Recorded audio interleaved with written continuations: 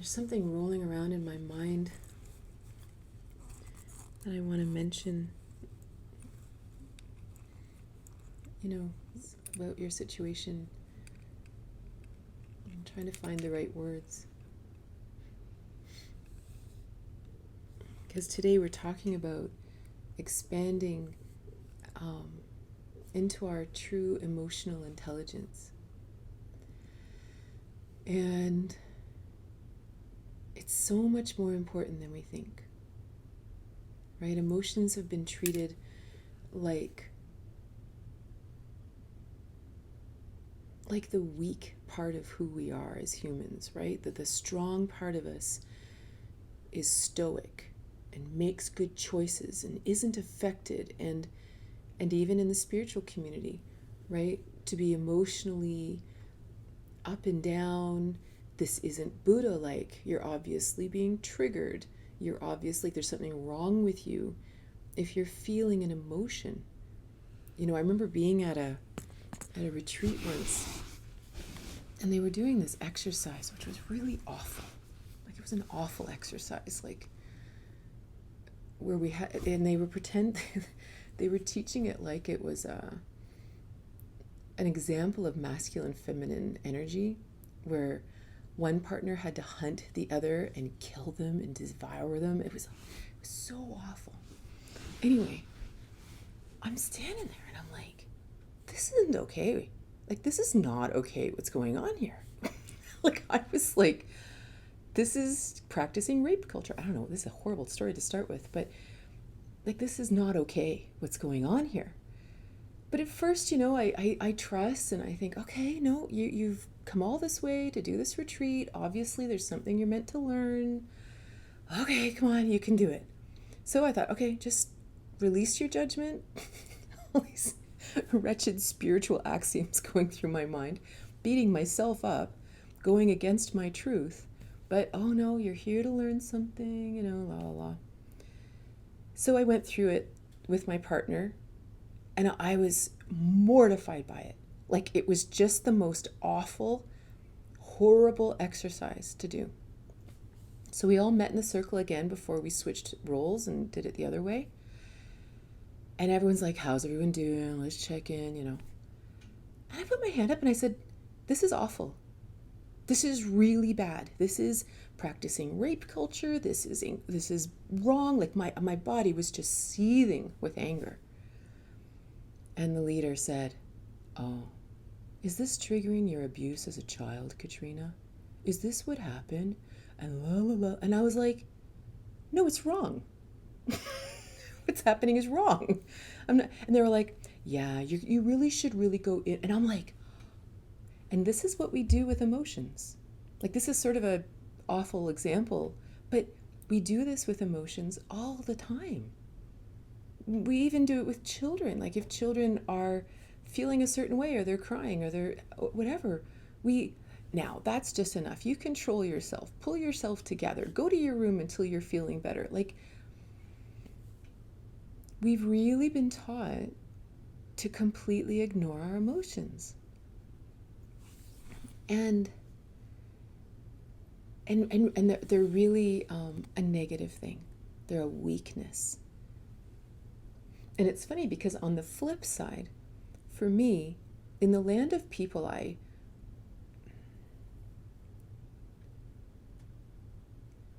the people who have really affected me in my life, and not necessarily people I know, but more like people I read about, right? Like, I love reading about the mystics, like the real gurus who aren't Buddha-like. When they are Buddha-like, they're Buddha-like. They're quiet, they let people kind of do their thing. But if they get pissed off, they lose their mind. And they go running down the street screaming and yelling and jumping on roofs and freaking out and whatever. They don't have any judgment about their emotions because the emotion mattered. The emotion's important. It's a truth. It's a absolute truth in the universe in this moment, and there's no judgment of it. So to me, and I read these stories, and like, I was reading a book recently. called Running Towards Mystery, I think. And it was a story of a Tibetan Lama who, in his sort of journey, and he was called to the spiritual path at a very young age, like at age 12, and he was born to a Brahmin caste. So, people who were called to a spiritual life, as much as the Brahmin caste, you would think that's sort of a spiritual thing. No, that's where you become doctors, that's where you become this kind of thing. And he wanted to just, he knew there was something greater in the world. Anyway, so it sort of follows his journey, even as a young child, trying to find real teachers. And so he was following this one guy for a while. And he was sort of this, that if you imagine the picture of the guru, the messy guru, he's got this huge, like, dreadlock hair and, just doesn't care because this isn't what life's about. What my hair looks like has nothing to do with my experience of life. It has nothing to do with me, And he was just truly one with the universe, right? And not really too concerned what other people thought.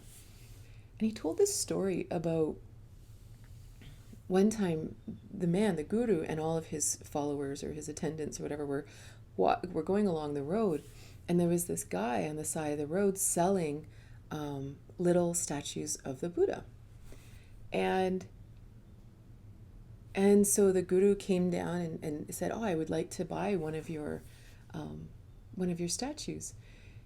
And the guy selling it, and again, I'm going to say this wrong because I don't actually know what a rupee is worth, so I'm going to say the numbers wrong.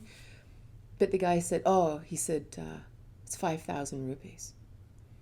And the guru says, "Oh, okay, right," and hands him the money and gets back on the wagon, and they continue on. So they're back at the house or the ashram or whatever, and all of his followers are all talking amongst themselves, like, who's going to tell him that he just got taken, right? Like, someone's got to tell him, right? So finally, somebody, I don't know whether it was the guy that wrote the book, was forced to tell him or what, but he goes up to him and he says, "I have to tell you, like, that man swindled you. Like, he that wasn't worth more than 10 rupees, right?" And the guru looks at him and he starts screaming. He's like, "You think money's real? What kind of yogi do you think you are?" Like, and then he goes into the back and he grabs this bucket of donations and money that had been given to him, and he just starts throwing it up in the air. And he's like, "You think this is real? And he's screaming at these people. And he's like, "And this person gives me a beautiful model of the Buddha who brings us so much peace. And he's just losing his mind." And I'm reading this, and like every cell in my heart is like, yes. Like, yes. You can be in touch with your emotions as a beacon of truth. It's not a weakness. It's maybe a sign of enlightenment. Imagine how we alter the entire spiritual community by saying that being completely at one with our emotions is a sign of enlightenment. I mean, it is. The gurus and mystics will tell us that. And yet somehow by the time it filters down to us poor lay people, we're supposed to be all stoic and not experience any emotion. Isn't that weird?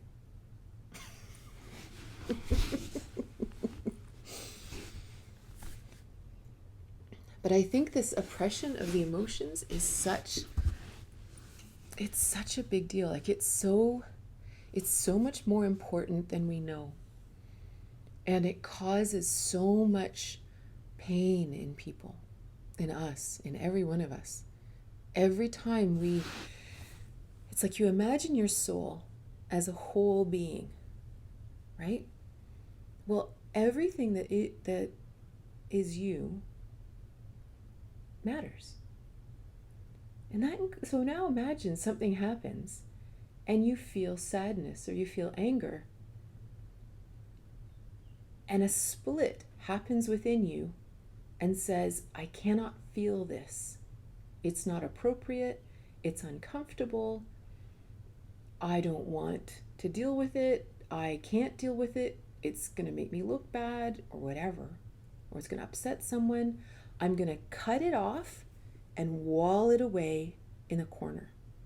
Okay, good. Now I'm back to my stoic self, that, other part of me, that weak part of me, that, I don't know, we won't look at it. And then something happens, because of course once we start walling away things, we start creating divides. I keep having this awful analogy in my mind, which isn't exactly true, but like in Harry Potter, how Voldemort splits his soul into Horcruxes, and there's all these different aspects of him all over the place, and of course it weakens him. It's not really a good analogy, but that's what's in my head. So you imagine, so over here is where I'm going to hold all the emotion, all the anger, and over here I'm going to hold all the fear, and over here I'm going to hold all the self-loathing, and over here I'm going to hold all the grief, and I'm going to hold it all apart. What's left?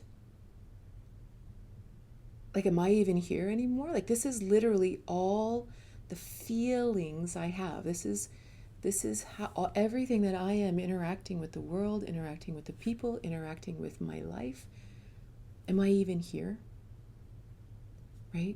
And I'm split. I'm split in 14 different ways, and they're all warring against each other. Right? It's a much more important topic than we think. And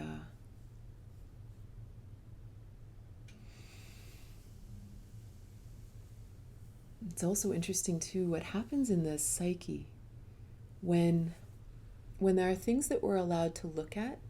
It's like these are all the things that are on the table, right? And we can look at them and we can move them around and we can analyze them and we can see how they fit together, and we can use this beautiful mind of ours to sort it out. And we can even go to a counselor and we can say, hey, I'm kind of struggling to sort this out. I don't know how these pieces fit together. Or we can sit with a friend, or we can meditate, or whatever, and we can actually, because it's all sitting on the table, we can see everything. But if we've buried things that are under the table that we cannot see, it's like we bury them in our unconscious. So we're consciously saying, I'm not looking at them. I'm not looking at them. Well, what happens to things we don't look at? They fester. And the energy is still there. It is part of our reality. So they try to come out sideways. But now they're like tipping the table, right? You're sitting there trying to look at what's in your life, but they're underneath, kind of hitting the table from underneath, and weird things are happening. And you don't really understand why you're acting this way, or why you're repeating a pattern, or why all these things are happening, because the things that are driving it are all in our unconscious. And they're out of sight. We've intentionally, the power of our mind is so incredible. Like if we intentionally say, I don't want to think about that, we get to control what we think about, and it will go into the unconscious, but now it drives us from the darkness. And we end up saying things we don't mean, and we end up doing things that we can't believe we did that. It's really, really important to be able to have all these things in our own psyche. So where I want to go today is, a little while ago, a couple years ago, I was in the middle of a relationship and I was struggling. It wasn't easy, and it was definitely bringing up a lot of my own issues and unresolved relationship stuff, right? And I was reading a book, and I'm going to read a little bit out of my journal to you. And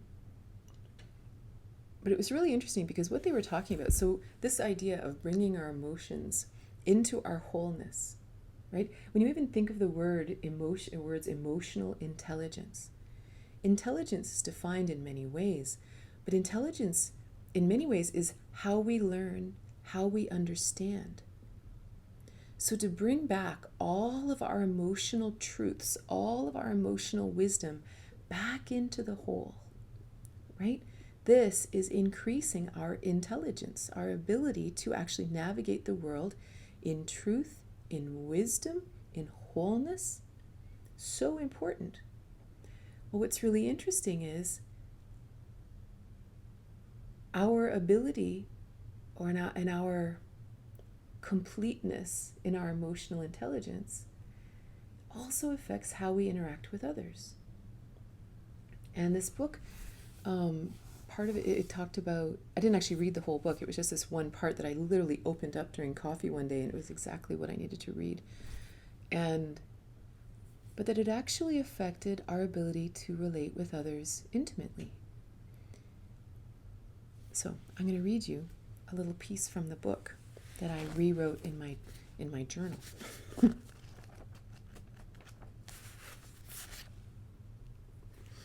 The book was called The Path is Everywhere. And I'm just going to read you a couple of the notes that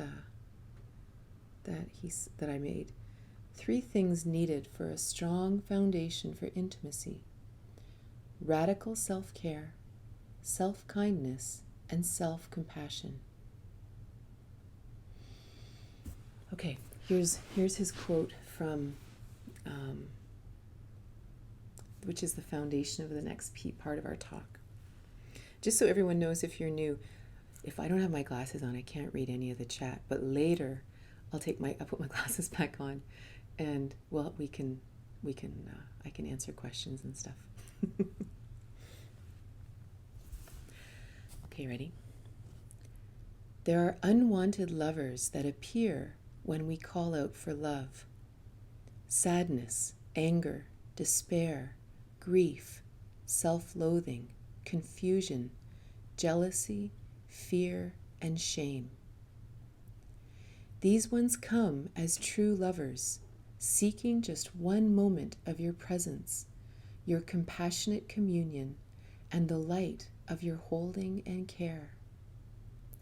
You will never be able to be more intimate with another than you are with the unwanted lovers within. If you have not provided shelter for the unmet within you, how will you ever contain the wholeness of your beloved? I'm going to reread that. The Path is Everywhere is the name. There are unwanted lovers that appear when we call out for love. Sadness, anger, despair, grief, self-loathing, confusion, jealousy, fear, and shame. These ones come as true lovers, seeking just one moment of your presence, your compassionate communion, and the light of your holding and care. You will never be able to be more intimate with another than you are with the unwanted lovers within. If you have not provided shelter for the unmet within you, how will you ever contain the wholeness of the beloved?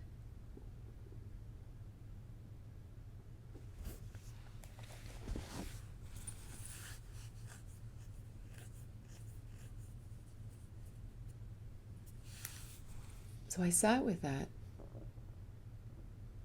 and I realized, if you imagine how we love another, how we love a beloved, how do we show love? It's attention, it's acceptance, it's connection, it's giving them the light of our presence.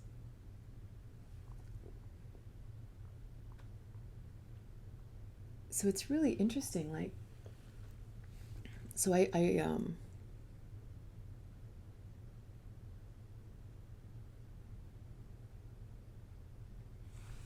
so I'm not going to read you all my all my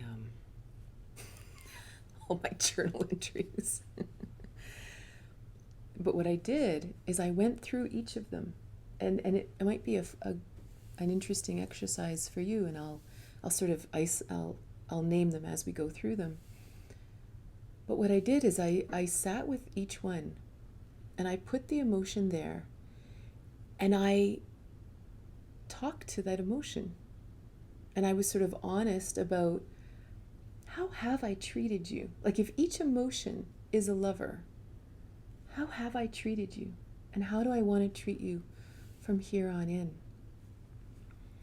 So, for example, this is what I wrote about sadness.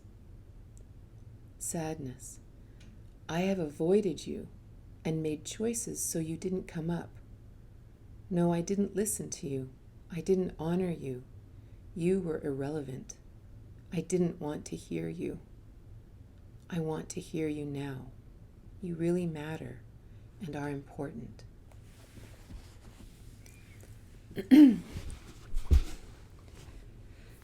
Imagine the power of embracing sadness.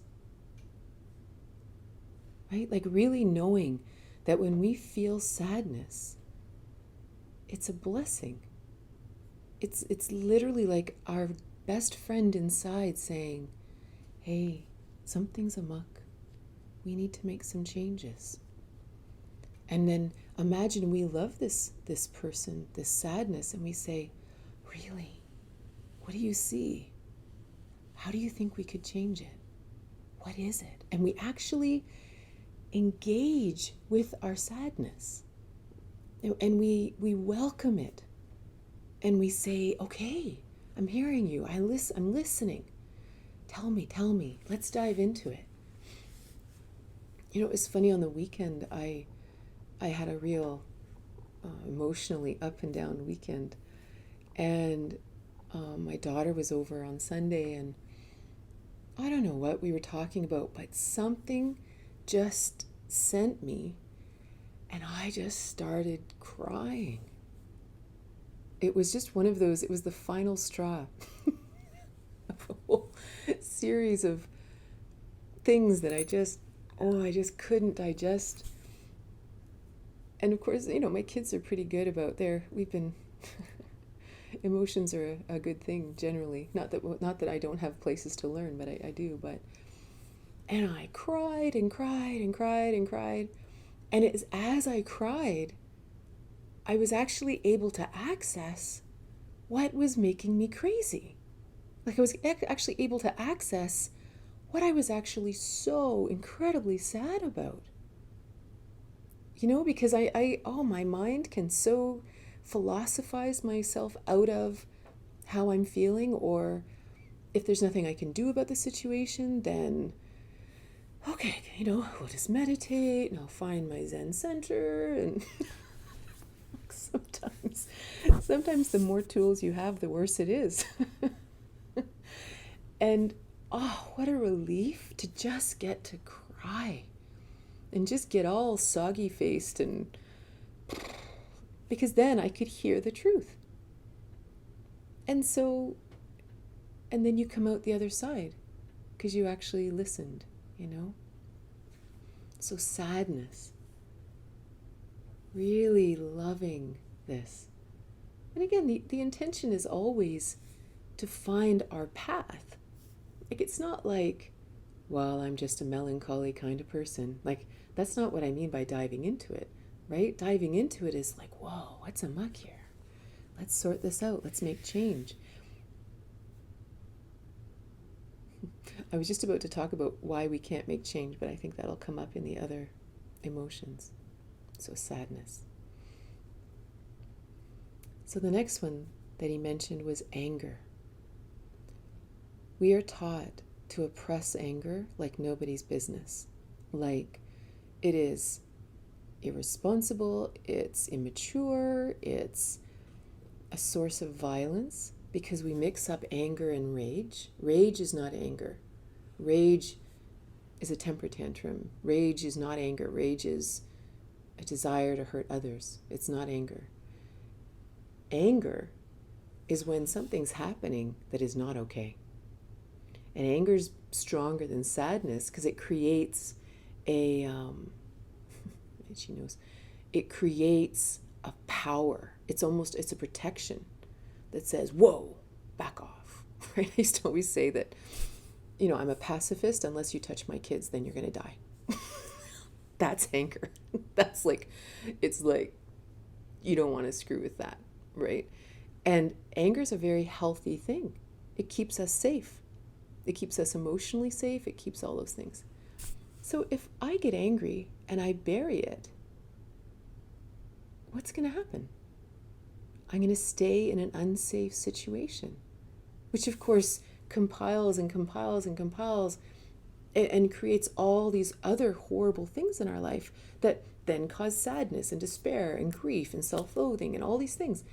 And all we have to do is look at the anger and be thankful for it, right? Anger that we actually look at and place on the table never turns into rage. It never turns into biting sarcasm or jokes with a jab or things like that, right? It's just, okay, we got some serious anger on the line. Let's hear about it. And the anger says, and then this and this and this and this and this. And you're like, okay, all right, let's change direction. Let's put some things in place here. There's nothing to be afraid of with anger. It's really, really important, right? And then we don't have to ignore it. We don't have to bury it. We don't have to be afraid of it coming up. Like, thank goodness it comes up. It's important. It's good. Like, no, that's not okay, right?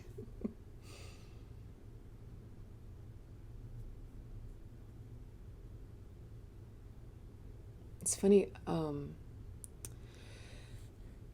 was traveling a few years ago. I had given everything away and I was just living in a backpack and traveling from place to place, teaching and living with families and doing things. And at one point, I ended up in Portugal at a women's dance retreat. And it was really cool. There were these wonderful teachers coming up from Angola and different parts of Africa teaching us women's dance and kizomba and all these lovely, it was really, really fun. And at one point, we were having this big Q&A, right? So, and there were people there from all over, not many from North America, but there were people from all over Europe and Africa and there. And it was really interesting because they were talking about some of the challenges in the clubs where there was kizomba, where was this mix of cultures, where a lot of the men coming out of the African cultures, they were accustomed to women honoring their truth. They were accustomed to women, if they got angry, they'd say no. If they would honor that. There was a real strength in the women. But when they went into Europe, there was such a teaching, whether it was through the church or the politeness training or whatever, they would dance with women and the women wouldn't be honest. And if the women were uncomfortable, because, so for example, when you dance something like kizomba, you can be very close. Like, let's say you just meet someone, you kind of sort of start dancing sort of apart. Well, the men in Africa, like the way the dance works, you kind of keep dancing closer and closer and closer and closer, right? Because they expect the women to set the stage. The women decide how close the dance is going to be.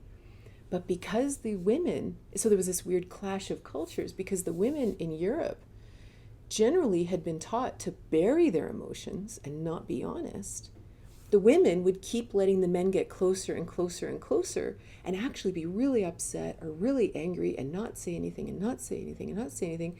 The men have no idea because they don't know why these women wouldn't be honest. Why wouldn't they just say, close enough? Okay, perfect. Right?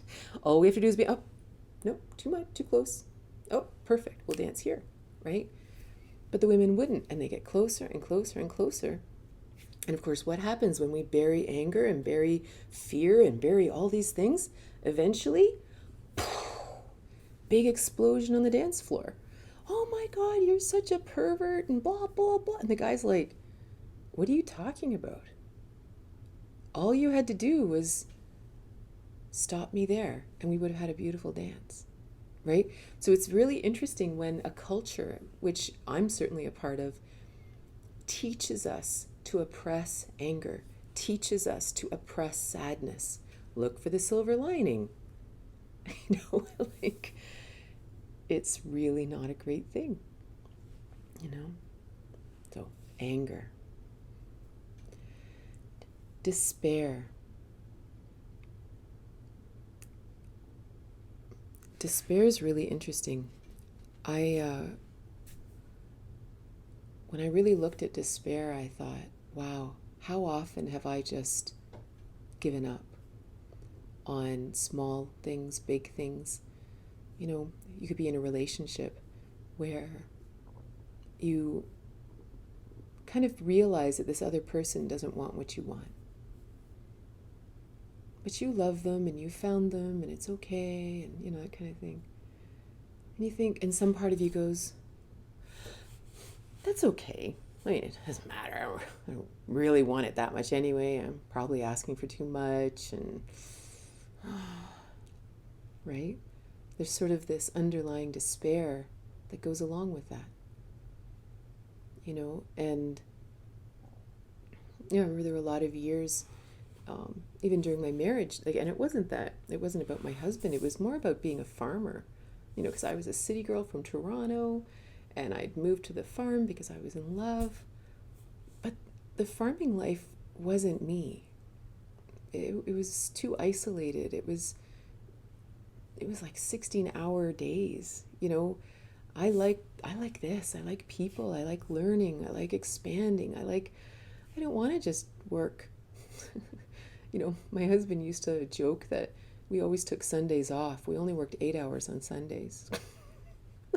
And that was true. That's not even a poor me story. That was actually funny. And I didn't like it, but I didn't know what to do, right? I loved him, and he had to be a farmer. This was his path. And I just despaired. There was this part of me that was like, there's no way out of here. And that was interesting because I pushed it down, right? I didn't listen. I didn't engage with it. I didn't honor it. I didn't know, right, how to do this. But what if I had engaged with it? What if I had actually sat down with my despair and said, wow, are we really this sad about it? Is this really hurting my heart? Is this really hurting my soul's path? All right, let's really look at this, because I remember I had a friend at one point, because I didn't hide the fact that I was unhappy with my friends, maybe with my husband, but there were lots of stitching bitches, and I remember when my one friend saying, well, you're a computer programmer.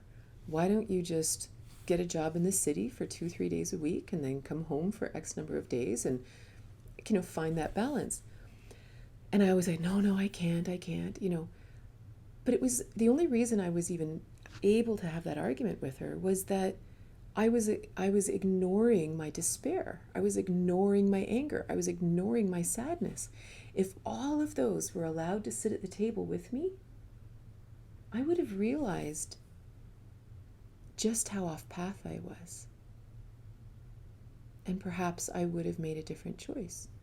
I don't have regret about it, but it's an interesting thing, because when I think of despair, that's where I go back to. I go back to that point where some part of me just went, oh well, I guess this is my lot in life. And something serious dies inside of us. And so when we actually look at despair, love the message it's bringing us, right? Because it's only bringing us this feeling. Why does it make us feel so awful? Because it's trying to get our attention. It's saying, no, I mean it. This is really, really, really, really important, right? And it's interesting when you allow despair to rise and you look at it and you go, wow, I am in a bad place. I need to do something. I need to change something. I need to get help. You know what I mean? We take ourselves seriously.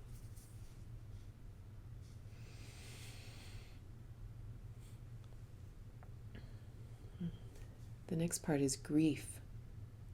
And it was interesting at the time, and of course grief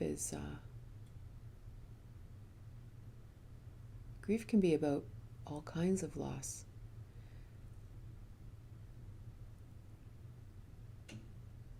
But at the time when I was doing this exercise, of course I was in a difficult relationship. Or for me, it was a difficult relationship. And the grief that came up in my journaling was the loss of me. Like I was actually grieving me, that I had disappeared and I wasn't even allowed to exist. All that mattered was making this other person happy, and my world had to go around his world and whatever his struggle was and his sadness, and I had to adapt and kind of become smaller because of wherever he was at, because I loved him, right? So there was a real grief there.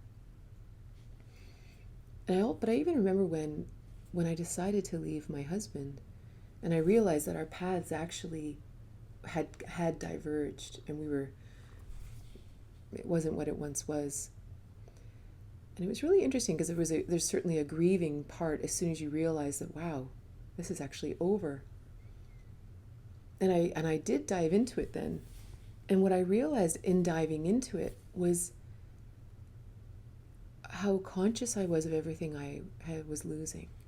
And I realized what a great marriage in many ways we'd had.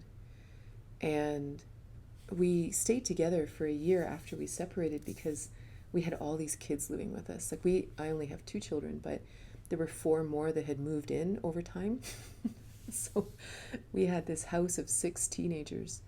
And, if we were to separate physically at the time, I don't know what I was going to do with these 6 teenagers. So we decided to stay together in different rooms and all that, but until the kids all went off to school the next year. And one of my goals in that year together was to actually really celebrate our marriage.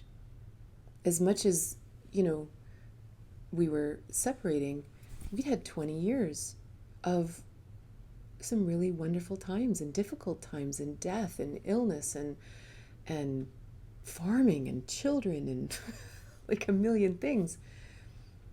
But I think it was almost realizing, damn, this was really a great thing, but anyway, and it gave me this different perception that, wow, let's really celebrate that as well. I don't want to go out on a difficult note. It's still difficult, like, don't get me wrong.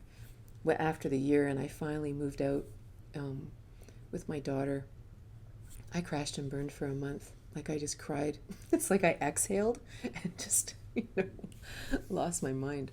But anyway, grief is a toughie, but if we bury it, it's even worse, right? Because then we can't even allow it inside of me. Like, I even know, like, losing my mom when I was young, like she died when I was 25, and there's something about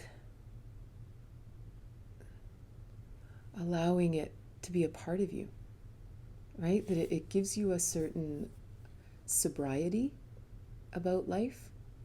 Like it gives you a certain groundedness that always stays with you in a really positive way, in a very human way, right? Like it doesn't let me fly too far into a crystal palace disconnected from reality. Like it always keeps us here connected on the earth. And yeah, grief's a tough one. We may each have a very different discussion with the grief within. Self-loathing. Oh, self-loathing is, talk about something we oppress, right? It's like we'll do anything to not feel self-loathing. We will alter our appearance. We'll just do a million things. And what comes up for me around self-loathing, again, I highly recommend you having a conversation with self-loathing in your own heart. See how you can see what your past experience has been and what your future experience, what your future relationship can be.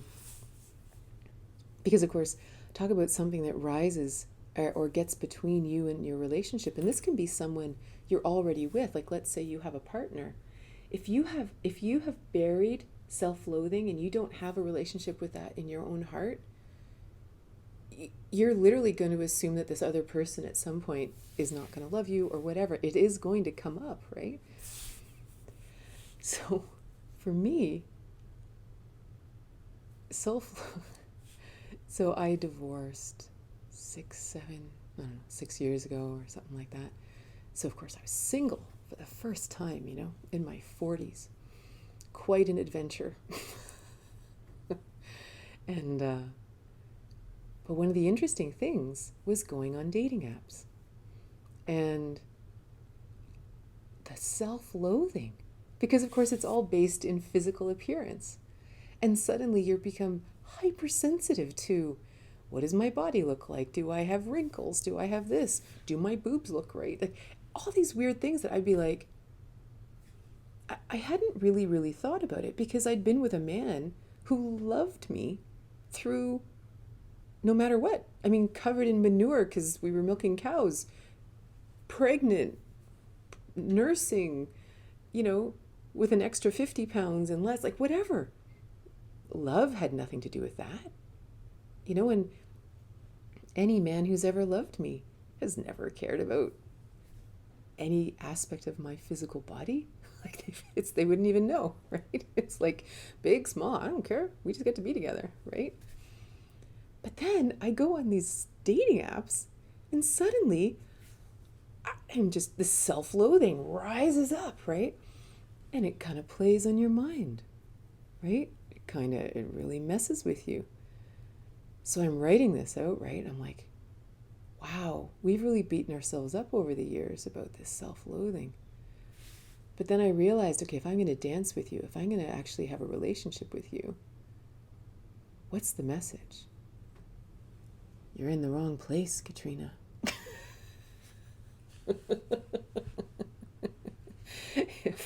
If going into an arena, whether it's a bar or a dating app or whatever, and I'm suddenly hyper conscious of whether or not I have some porn star body or whatever, I'm in the wrong place.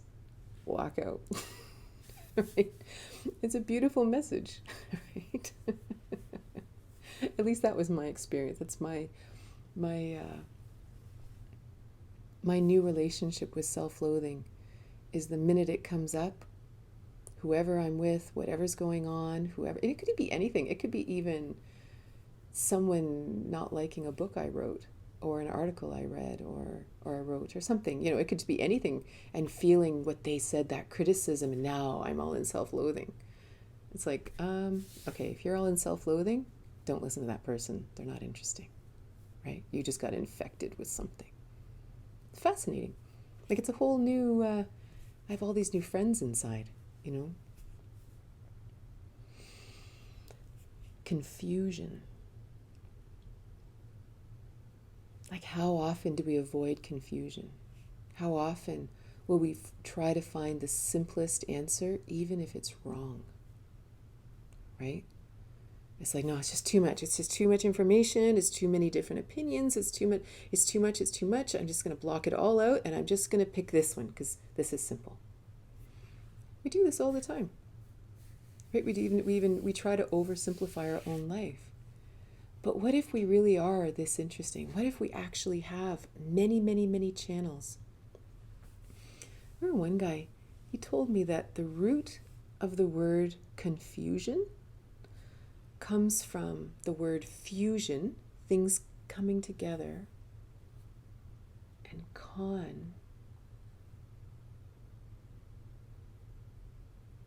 I can't remember, but it was something about the experience of things trying to come together and how difficult that can be, right? We know this. It was like I was taking a course on the weekend, really cool course on Zoom with these teachers in Africa, and we were learning all about bringing ancient wisdom into our modern day society. And we were learning about Ubuntu and how this really worked.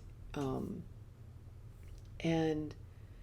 they were talking about how in South Africa, after apartheid, a lot of villages would sort of move into the cities to find work and stuff now that they could, right? And so this, at one point, this village came in and there was no place for them to go, so the government just sort of put them in this one area and said, okay, you just fend for yourself. And they kind of tried and they tried and they tried, and then, and they kind of figured it out. Then another village tried to move into the city, and the government was like, well, there's no room for you either. And so they took those new 150 families and plopped them in the same spot as this other village. And there became all this infighting, and it was really, really awful, because suddenly you had 350 families living in this tiny area, and there were literally 3 outhouses. Like, it was really, like, talk about too many people in a small area in a really difficult time too. Like, lots of, talk about emotions, right? Like, difficult time. And so of course it was really difficult, and they couldn't find a way to resolve this. And so the man that was teaching the class I took, he and a group of people were brought in to try to bring the principles of Ubuntu to find peace and a way of actually existing together. It was so interesting. And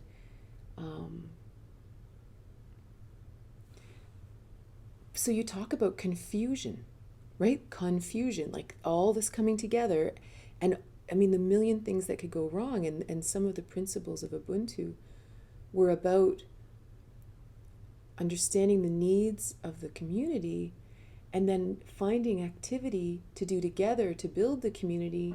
And that would actually bring, like, Ubuntu is about bringing the life force of people together to bond them, right? So the joy, not the joy, but the admitting the confusion. Like, if these guys had just walked in and said, okay, you know what? Here's what you're going to do. Here's our new system we're going to lay for you. But they didn't. They dove right into the confusion, right? And they had a meeting every Tuesday, and they sat and discussed amongst themselves. And every Tuesday they discussed amongst themselves and eventually came up with an idea from the inside of that confusion that truly, and now the village is this wonderful, peaceful, wonderful place, like, because it literally built from the inside out. So it's a really interesting thing to believe that as humans we can live in confusion, right? And to allow all this to be. It's sort of that, I don't know who it was, Einstein or someone said that the sign of true genius is to be able to hold 2 opposing ideas in your mind and not go crazy, or some version of that.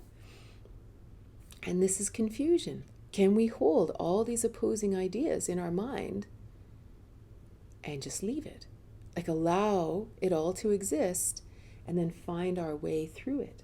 That we don't have to ignore it. Like, we don't have to push it aside. We will give the light of love to all of this and just allow it to be. It changes everything, because then suddenly we can have all kinds of conversations and experiences that we would never have had before because we were too afraid of becoming confused, right? But now it's like, confusion, whatever, bring it. Right? I'm listening, We just have 3 more. and then we'll have questions. Jealousy. There's a toughie, right? Jealousy is an interesting one, because in many ways my take on jealousy is, there's obviously unhealthy aspects of all of these things, but let's say you're in a relationship and you actually in your deepest soul seek great depth. You actually know that there's some way to go deeper in this relationship, and it requires kind of more attention, right? Like it's sort of that deep dive of a relationship as opposed to kind of staying on the surface and once in a while having sex and blah, blah, blah. But something inside of you says, no, there's somewhere more we can go, right? Which of course is why I love teaching Tantra, right? But there's this deeper dive.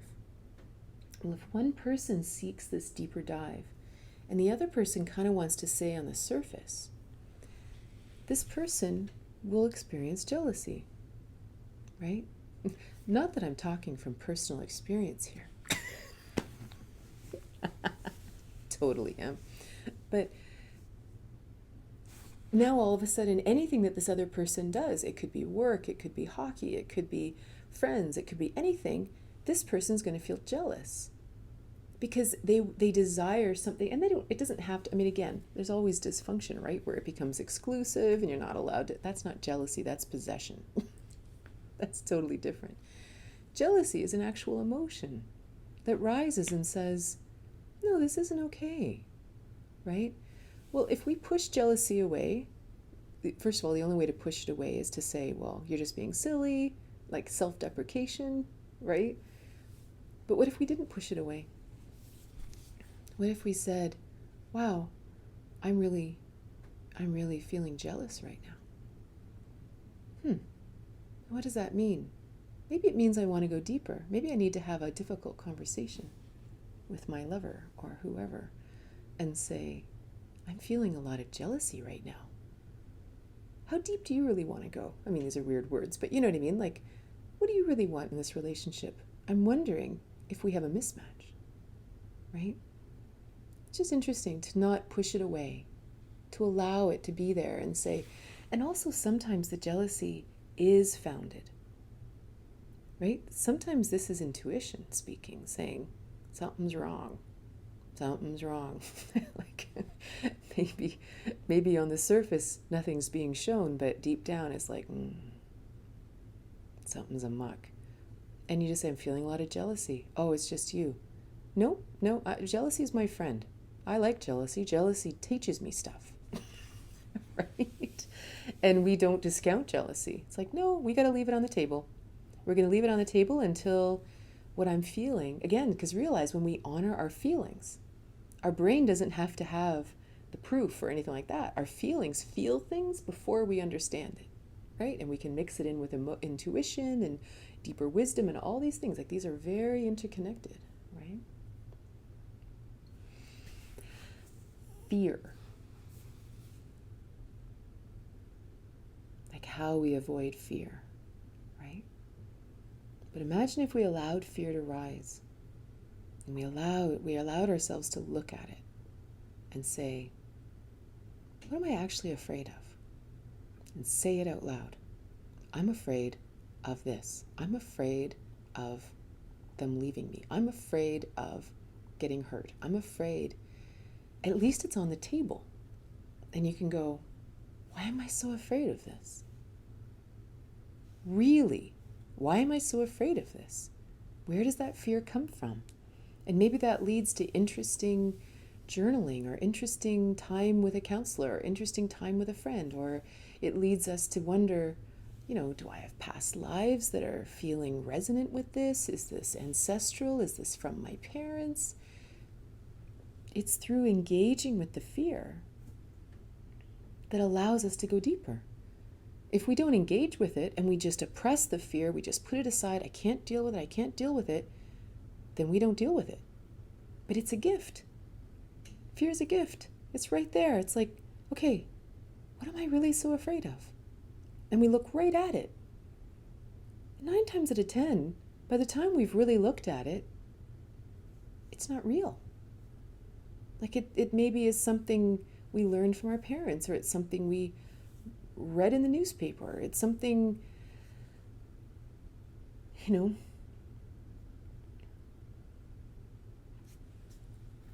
I have a friend who, she died during childbirth, but lived, right? She died and she had a near-death experience.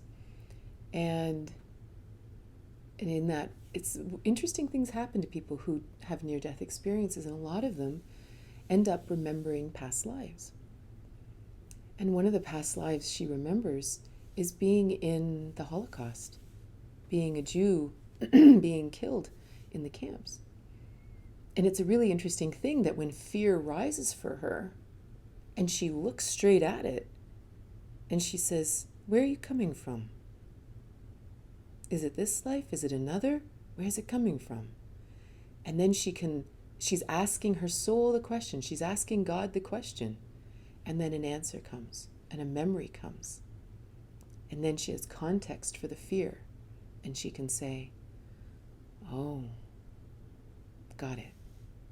And then the fear, it may still live, but it's just an awareness now. It doesn't drive her behavior. It's now integrated into the whole. Like, imagine the difference between all of these new friends integrated into the whole.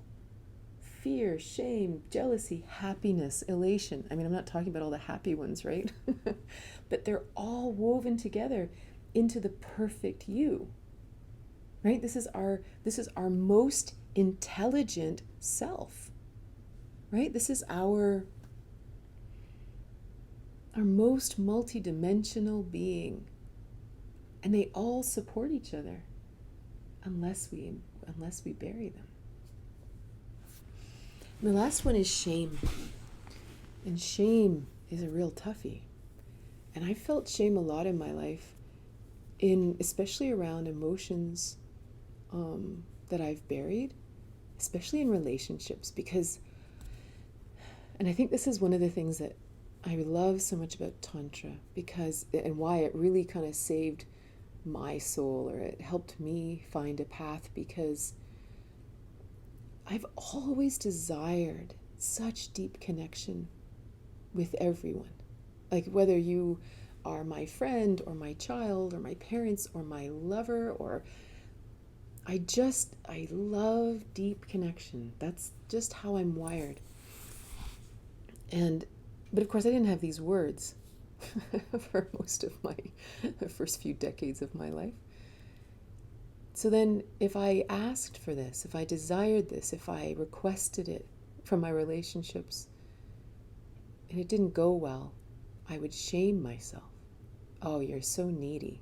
What's wrong with you? It's probably you just have such shitty self-esteem, and you just need from everyone, and you should be self-reliant, and you're codependent. And like, my inner voice was so mean.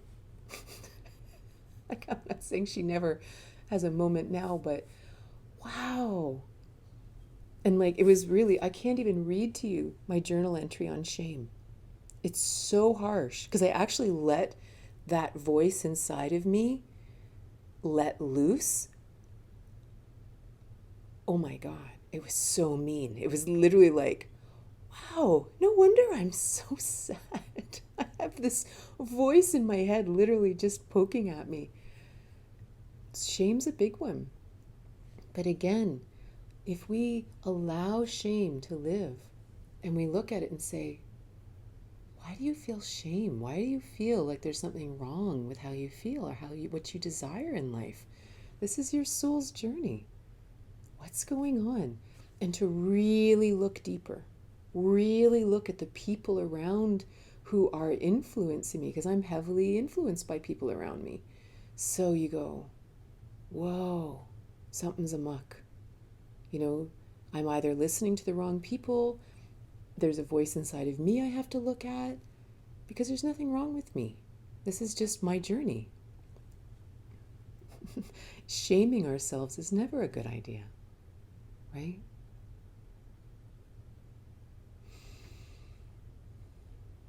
So I'm just going to say a couple of things, but if you have a question that you'd like me to answer, please rewrite it in the chat, because I can't go back very far in the chat.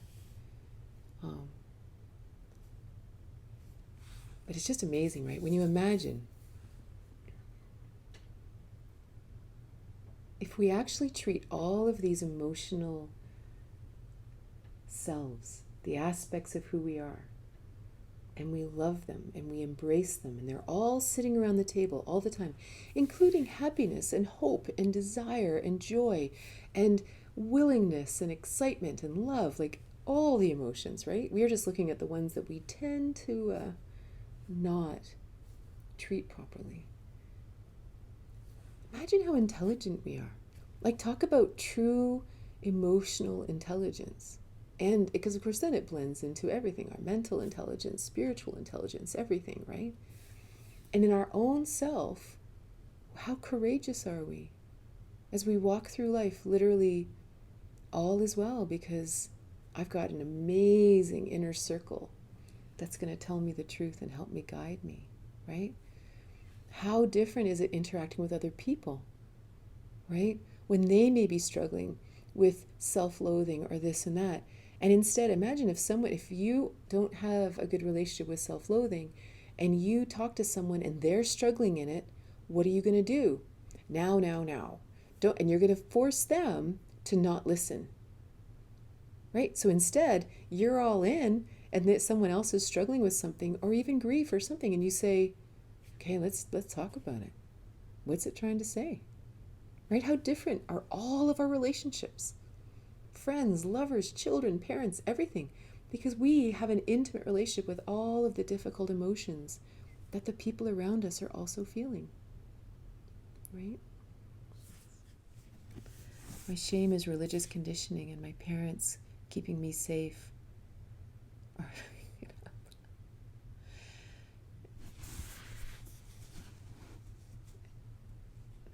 Shame is the ultimate way to control someone, right? Whether it happens from church, whether it happens from parents, whether it happens from partners, if they can shame us, they can make us do anything. It's kind of tough. But once we know, it's almost like once you hear someone shame you, you go, again, when I have a healthy relationship with shame, I see it, right? So if someone actually tries, you literally look at them and go, wow, well, I know what your intention is. Like, this is obvious. You've just shown your card. If you are finding love to settle and get married, how to realize what the characteristics you want in your life partner.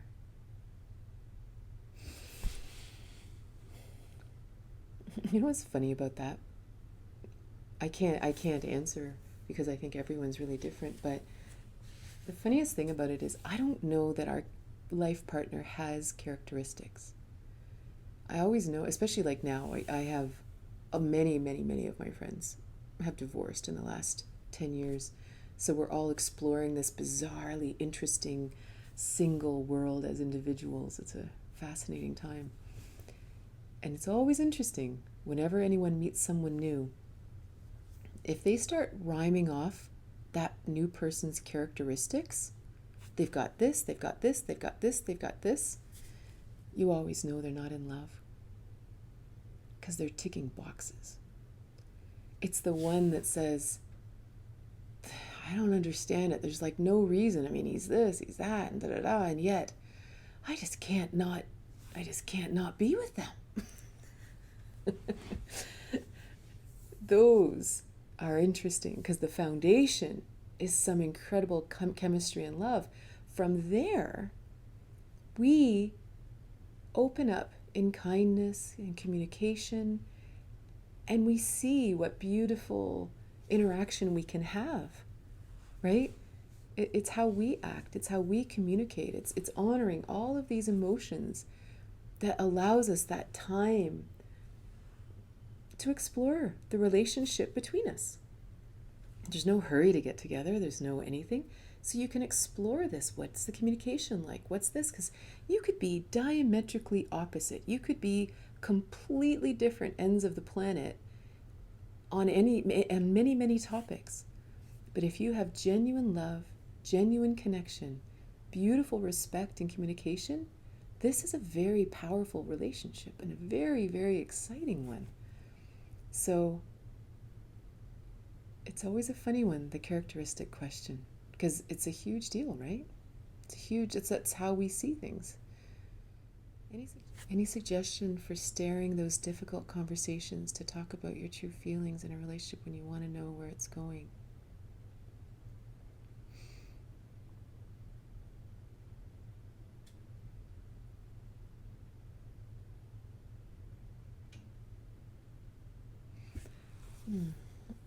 I think it's really important. I think it's really, really important to always know we have choice. And this is a little new. Like there's a new, first of all, I believe that how we navigate relationships in 2021 and beyond is very, very different than how we navigated in, 1921 and beyond, right? Historically, there was this requirement to find that one other. There was that requirement to find the security, the safety, the babies, and you stayed for life. Like there was this, and that entire philosophy whispers inside of us, and it informs our decisions without us even knowing that we're doing it, right? So if you're in a relationship, in a new relationship, and you're having a sense that maybe, if you're both sort of flying along at the same speed, there's no question, right? But if it's not working like that, then we start asking these questions. Like, where exactly is this going? If this old training, these old whispers, these century-old ideas are informing us, we will try to pressure this other person to be on board with us. We will also have attachment to it working out the way we want, right? We found this person, it has to be the one. I have to make them want what I want, right? There's this thing, right? Like there's a scarcity of humans, right? There's a thing. And there's something about really honoring your soul's truth and saying, and being able to say to someone with love in our heart, like without any judgment, and really saying, it's possible that we're looking for different things. I'm not saying I want to break up or anything like that. I'm just curious. It's just so strange, right? Like, I really want to spend this kind of time together or this kind of experience together, but I kind of feel like I'm making you uncomfortable. Or I'm making you feel like you have to become something you're not. Is this true? Like, is this how you feel? And maybe they don't know how to say it, or they, where it's like, yeah, you're going a bit fast for me or something. But then you always have choice. And you can sit and pray and you can meditate and you can say, is this where I'm supposed to be right now? Yes or no? Yes? Okay. We will continue the adventure of interesting communication and delving into whatever is rising, right? And maybe the answer is, continue on your path a little while. Let them rest. We'll see what happens. Like, we have this very strange old program that you find each other, you court, you get engaged, you get married. And it's I think we're expanding into different possibilities as we each grow as souls, if we each grow as really honoring our soul's path. I think it can be very light conversations as long as we bring lightness to it, as long as we don't have attachment. I have to find the one, I'm so lonely, I don't want to be alone anymore. We have to really look at ourselves and say, I'm a bit too attached to this turning out the way I want it. I'm not even paying attention to what that soul's path is. How do you meet emotions when we so automatically push them away? We don't actually allow ourselves to see them. That's why I really found this exercise really helpful for me. Like to really sit in a quiet space and go through and look at sadness and be very honest with myself. And even you can ask yourself for guidance. Like you can ask yourself for insight. You can ask God for insight, however you understand where wisdom comes from. And you can write down in your journal and say, sadness. What has our relationship been in the past?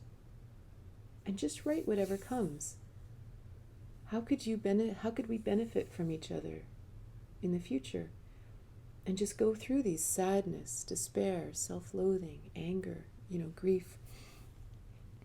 I think it's just a very gentle journey. It's a very gentle teasing out, especially if we've had a few decades under our belt of burying them, and maybe a few of them are still buried in a closet. They're kind of screaming to not be let out. Right? Have you become better at living with confusion without going crazy? And if so, how?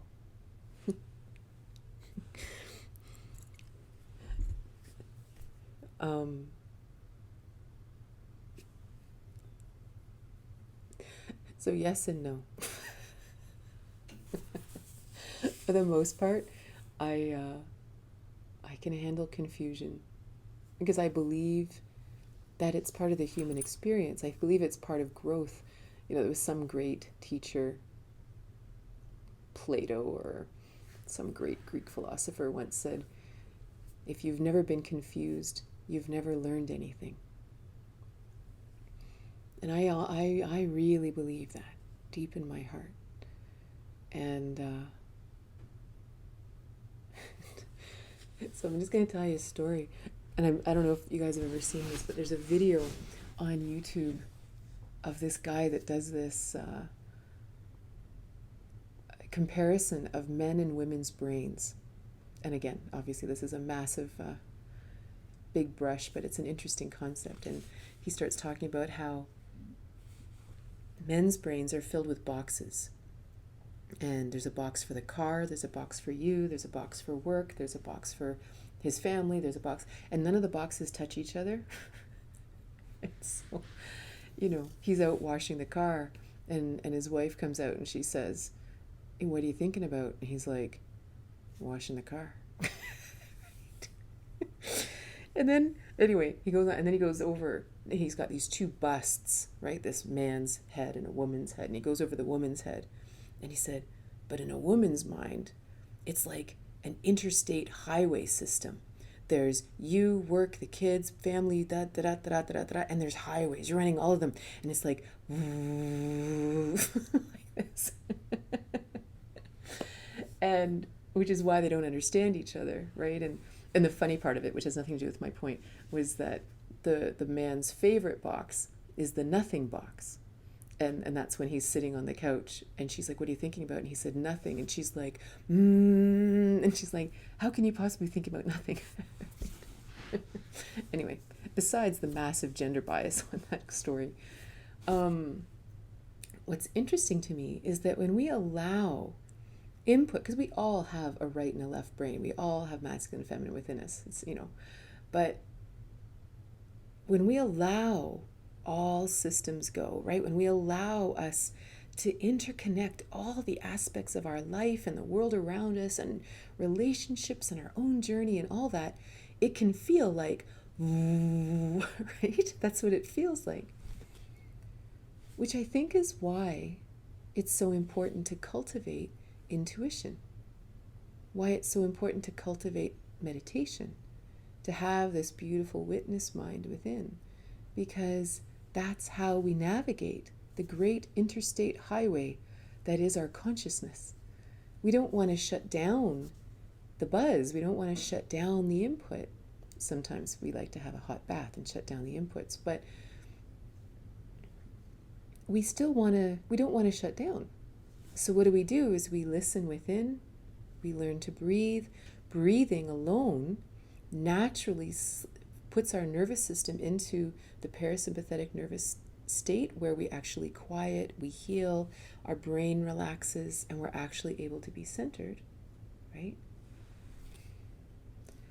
From that place, we learn how to navigate. The confusion doesn't have to end.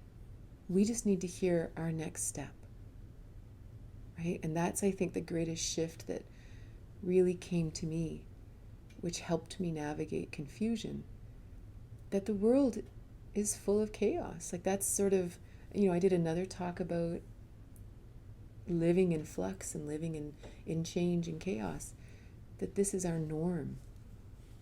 And when we expect our life, our psyche, our world to naturally be changing and growing all the time, we don't expect the confusion to end. But we do spend more time within what is my next step, and then having faith in that step. I asked my daughter one day, my daughter's 23, actually it was probably during my meltdown, and I said, why don't things bother you? Like, whatever it was we were talking about, I said, why doesn't this bother you? And she said, I don't know, she says, I have faith in me. I have faith that no matter what comes, I can respond to it and I can make a good decision. So the world could be completely crazy all around her, and she's like, and she really is, like, she's just this, like, she's my greatest consult. If I'm spinning, I call my daughter.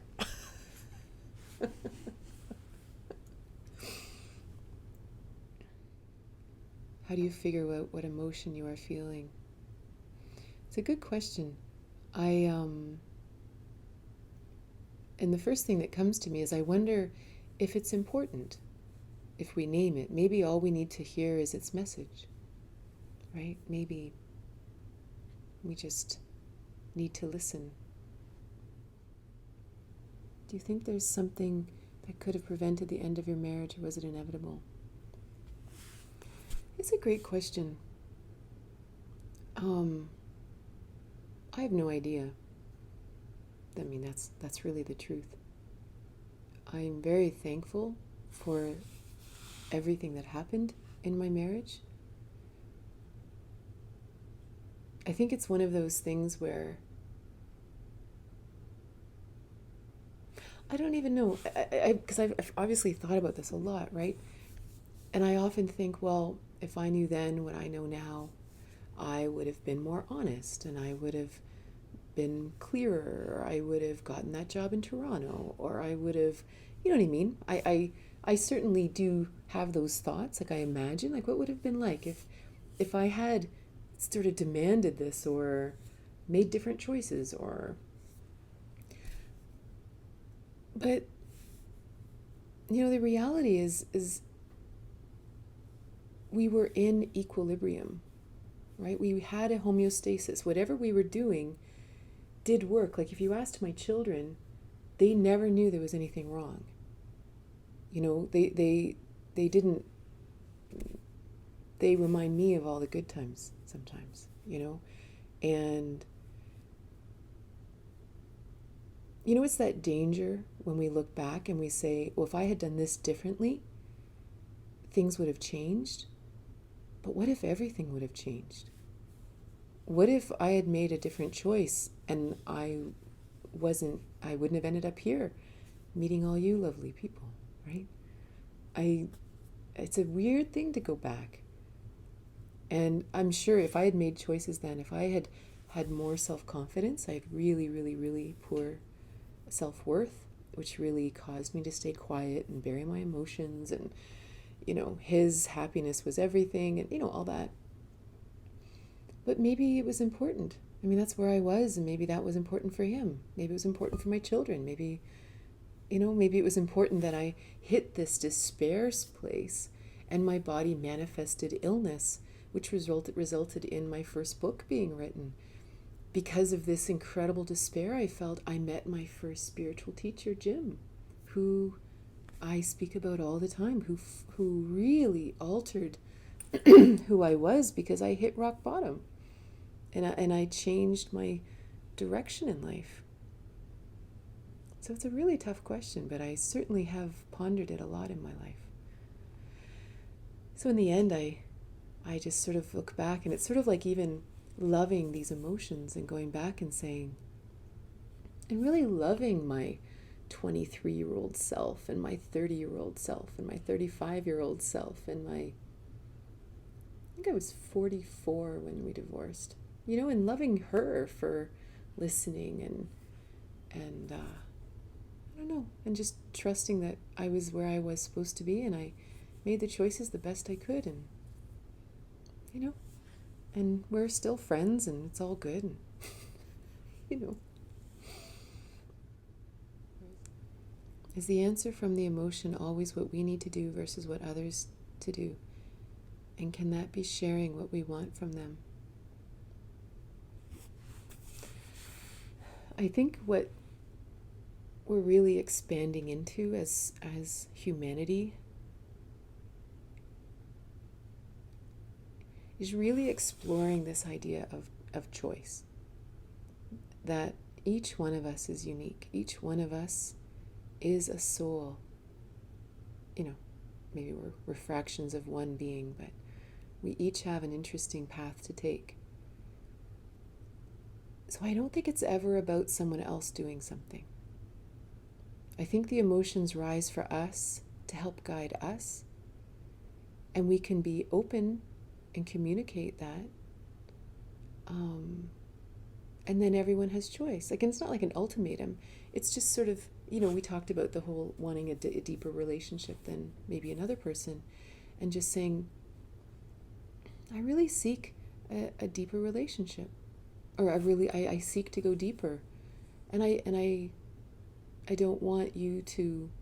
I remember a few days ago I was telling you guys a story about this one guy, really nice man I was dating, and I realized that what I really wanted to experience was the beautiful dynamic of the masculine and feminine. And I really wanted to be in the feminine. And so, you know, we had a bit of a rough start because he was expecting me to pursue him because he was quite a passive, quiet, shy guy, right? And, but then when we eventually actually sat down and had dinner, he said, I don't understand why you weren't texting me or making plans, or, you know, I think all the women in his family, his life had been quite controlling, perhaps. And I said, well, I just really desire to play in this masculine feminine dynamic. And he's like, oh, I'm not really like that. I'm like, that's okay. Like, there's lots of women out there who would love to be with you. They don't require it, so, you know, we can enjoy our dinner, we can have fun, we can be friends. That's great. Our relationship doesn't have to go in that direction. And I mean, I'm not giving an ultimatum. I'm just being honest. Like, you're a great human, you're a great person, but what you're desiring in a relationship is different than what I desire in a relationship. I'm perfectly happy in my own being. It's awesome. And then he kind of, you know, sat of it and thought of it, and he's like, well, like, what exactly do you mean by being masculine? Like, what does that actually look like? And I explained it, and he said, oh, well, I'd like to try that because I want to have a relationship with you, so I'd like to do that. But it was always, throughout our entire relationship, was always this point when he was doing that, it was so incredibly dynamic and wonderful for both of us, not just for me. But every so often it wasn't like that. And I would always sort of wonder, you know, is he acting out of his nature? Is it fair for me to ask him to be something he's not? You know, and then we would have an open conversation about that, saying, I really feel like maybe I'm being unfair. And you should never be put in a position where you don't feel good enough. Right? And maybe we've had our time together, you know, and I don't know, like, there's a certain lightness we can bring to it, that it's never about someone else changing. It's just about, this is just my path, it's my truth, I have choice, you have choice, and this is a new dynamic. And it's interesting, if you've been in an old relationship that was sort of set in an old paradigm that said no one has choice, so the only way to be happy is to force the other person to change, that's an old paradigm where there is no choice.